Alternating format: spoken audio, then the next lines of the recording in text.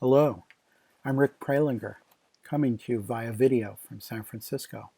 I'm grateful to Reina Sofía for the opportunity to produce this program and introduce one of the most interesting aspects of what I call useful film, films made to do a particular job, not simply to entertain or distract. Our program presents a set of worlds that reveals some of the persuasions of American capitalism from the 1930s through the 1960s. While some of these worlds were realized and others remained only aspirational, they were intimately related to the ongoing state of industrial capitalism and its conflicts with the American government and Soviet communism. And each of them relates in some way to our current thinking in the midst of a pandemic and economic crisis. Think back, if you can, to the 1930s, when some 40% of American workers were either unemployed or seriously underemployed. While a large proportion of Americans had always lived precarious lives, uncertainty and misery went mainstream during the Great Depression. But economic contraction did not put sociologists and public relations consultants out into the streets, and their work revealed that many Americans, especially young people, had lost faith that capitalism would bring them the necessities of life, to say nothing of a better world. And so the major public relations project of American business and industry from the Depression until the outbreak of World War II was to critique government economic intervention in the form of President Roosevelt's New Deal and propose that corporations were the best bet for a brighter future. So then these films, exalting American industry as the most progressive force in the world, parents of new and efficient technologies, and imaginers of exciting futures. Most of us harbor utopian fantasies somewhere inside our consciousness, and the makers of American business and industrial films knew that, perhaps taking cues from the pulp science fiction magazines of the era, perhaps letting their imaginations drift freely over a consumerist future. These filmmakers predicted automatic highways, domestic robots, all-electric homes, space and underwater colonies, computer-assisted education in the home of the future that met all of its residents' needs, and more.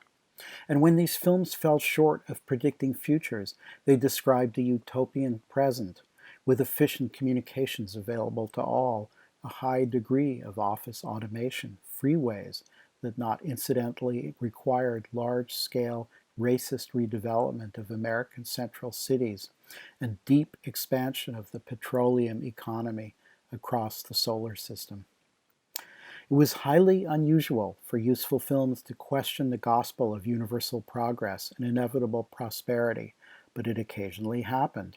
One film segment in this program, The Man in the Doorway, questions the market and asks what the real costs of material abundance may be, yet it fails to answer its own doubts.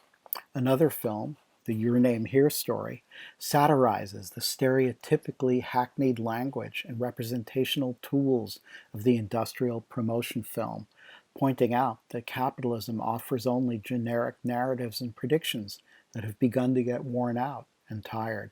Of course, this film was made to promote the capabilities of its production company to other corporations seeking a film producer to hire. Useful films are the numerically dominant genre of production. Prior to the widespread adoption of corporate video in the 1970s, some 500,000 industrial, educational, and advertising films were probably produced in the US alone. But they are among the least known and least examined. Many no longer exist. In recent years, scholarship on these films has increased, but so far most research has focused on microhistories, such as specific films, makers, or sponsors.